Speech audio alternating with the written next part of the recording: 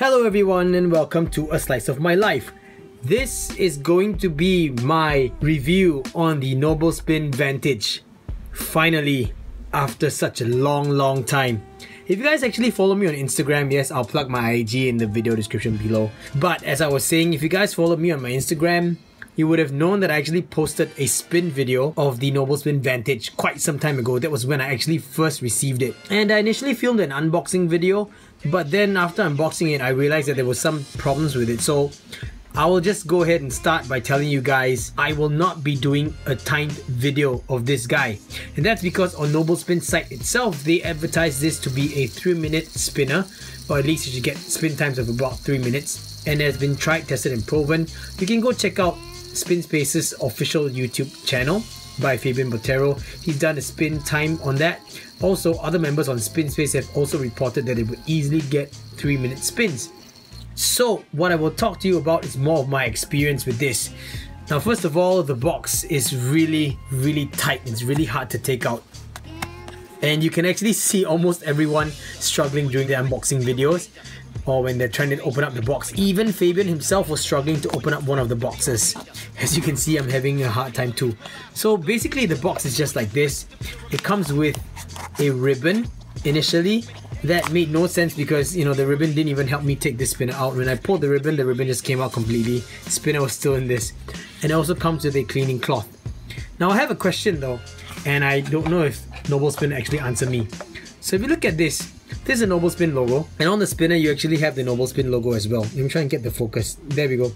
So it's a nice etching over here of the NobleSpin logo, but on the cleaning cloth it has something that resembles the NobleSpin logo, but it has a letter R. And I'd like to know, why is it a letter R? Like, what's the significance behind it to actually have a letter R here, you know, instead of a letter N? Alright, so it's just one question.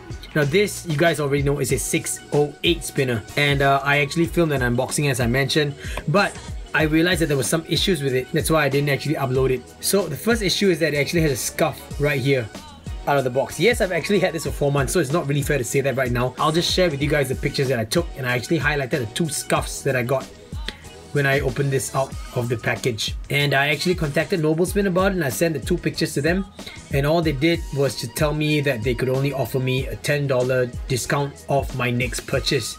Now granted, I got this during the opening sale, so I got it for $59, which is way cheaper than what it is right now. If I'm not wrong, it's going for $79 or $89, but right now, as of the recording of this video, it is going for $69. I still got it cheaper than that. $59 is quite a steal, and I got suckered in by this rainbow look. Granted that one side is a bit more purplish and yellow and the other side is more green, but what do you expect when it is just a coating? You know what I mean? I understand that a lot of fans of this oil spill or jet fuel treatment, but this is not heat treating. This is just a finish. It's actually made in stainless steel with a titanium coat finish, if I'm not wrong, and that's the same for all of the other metal spinners. So the main thing about it is that, you know, when you see a scuff like this, you see that V-shaped scuff. When you first take it out of the box and you kind of see everything else is super shiny and, you know, very smooth, that just sticks out like a sore thumb. I contacted them about not just 1 but 2 scuffs, and that's all they gave me for compensation. So that's my experience with them. Now this guy actually spins quite well, I'll be honest with you. For a 608 spinner, it spins not bad. Quite a fun spinner to have in hand. Now I like the size. I don't know if I'll ever try the Virtu, but that looks a bit small. This seems to be of a good size for me, so I kind of enjoy it actually. But here's the funny thing, after all this time handling it, this part is starting to kind of wear out. You can see the finish over here. Why? Why on the inside? That's something that I really don't understand, and it's also apparent on this edge as well as this inner edge over here. But this part, it's gone to the point that the finishing is really wearing out, and it's showing the original raw stainless steel material, and that's kind of strange, and don't even know why, because, you know, when you actually hold it and fidget with it, it doesn't really get right there. Your fingers usually touch the outer flats or the raised area, not really the inner areas. That's a little bit strange. I don't know how that's happening, but it is happening. And the buttons, yeah, they are removable. They are actually pretty wide.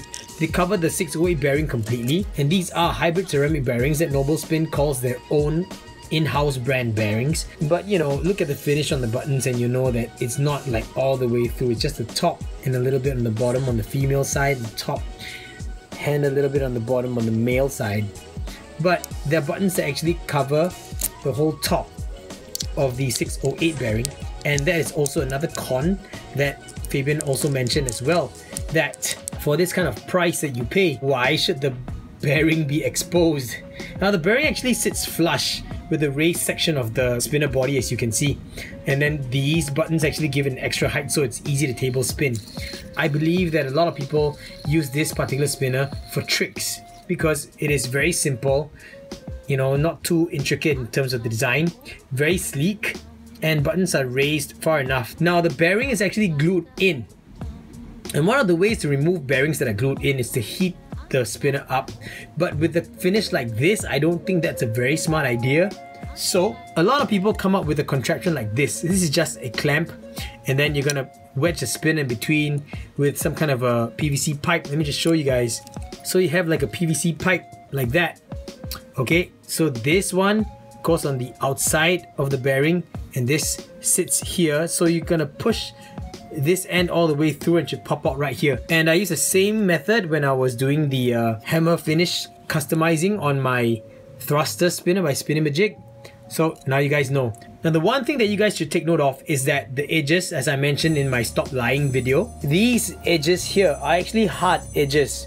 But however, when you get to the raised side over here, it's different, it's rounded very nicely. Right, so have a look. You see how it's rounded? Yeah, there still is a slight hard line before the rounding starts, but it's not uncomfortable, and it's a lot less obvious on the outside over here. So the outer edge isn't going to cause you much of a discomfort, it's just on the inner edge. And that happens if you flick forward all the way from in here, like that. So that's when you actually feel the edge. But if you have a pointer finger and thumb grip and you use your fourth finger to push it forward, I don't think you'll ever experience that, and you pull it back, shouldn't be a problem. It's only if you use the immediate finger below, I believe. So I'm going to switch up the grip to a middle finger and thumb, and then use, yeah, you can feel it right there. So once it's right next to it, you feel it, so your finger actually rests on the edge itself. For index finger flicks, this is actually quite okay, not too bad. Pulling back, pushing forward, not much of a problem. And of course, preloaded flicks are easy unless you catch yourself on this corner right here. That might be a little bit uncomfortable because you feel not just the hard edge but also the raised area and the corner right smack there. So most of the time when I'm doing preloaded flicks, it's always from this edge or the corner right here. And I gotta say that this thing, there is a slight wobble to it all the time, even this way, but it's quite satisfying, I'll be honest. It makes a nice whizzing or whirring kind of sound. Now initially I was really hype about this whole treatment, you know, the scarab or like beetle skin, or beetle shell I should say, or oil spill, jet fuel, rainbow kind of finish. But now looking at it and seeing this, man, that sucks. So just a warning for you guys, okay? I know that they have solid color finishes like silver or gold. I think settling for that might actually be a better choice than this because of that wearing out and the inconsistencies of the rainbow treated finish. To see it wearing off like that, it's kind of heart-wrenching, so please take note, guys. Right now they actually offer a new finish, which is the stone wash finish, and I gotta admit, that looks awesome. It's available on both the Virtu and the Vantage, but you know, they always run in limited stock, so make sure you go get it if you're interested. All in all, I would say that the NobleSpin Vantage honestly is not a bad spinner, but the price point for it right now, it being a 608 spinner, if you get it at 69, 79 or even 89, I think it's a little bit on the expensive side for a spinner like this. I got it at 59, and during that point of time, it was like what, 4 months ago, it was still justifiable.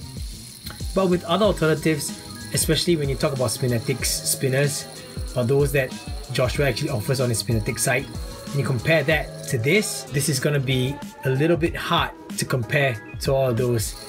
Another huge factor is design. This is very sleek in terms of design. Very standard looking bar spinner. Design is also a very big factor in terms of your spinner preference. So if you like this design, very classic looking design without all those gimmicks of like window slots and not so intricate designs here and there. Very plain, simple, straightforward bar spinner type, and this is for you. Last but not least, here is a size comparison versus a stubby. Obviously taller than a stubby, but this is the Vantage, not the Vertu. So there we go. I hope you guys like this review, guys. I really took quite some time to think about what I really wanted to say about this, and I gave it a lot of time, you know, for this kind of thing to happen, and also to be very open and honest with you guys about my communications with NobleSpin and all my other experiences with it. Now, I first bought this guy because I saw someone on SpinSpace say he was getting like 11-minute spins when he swapped out the bearing for a NTO rev core bearing.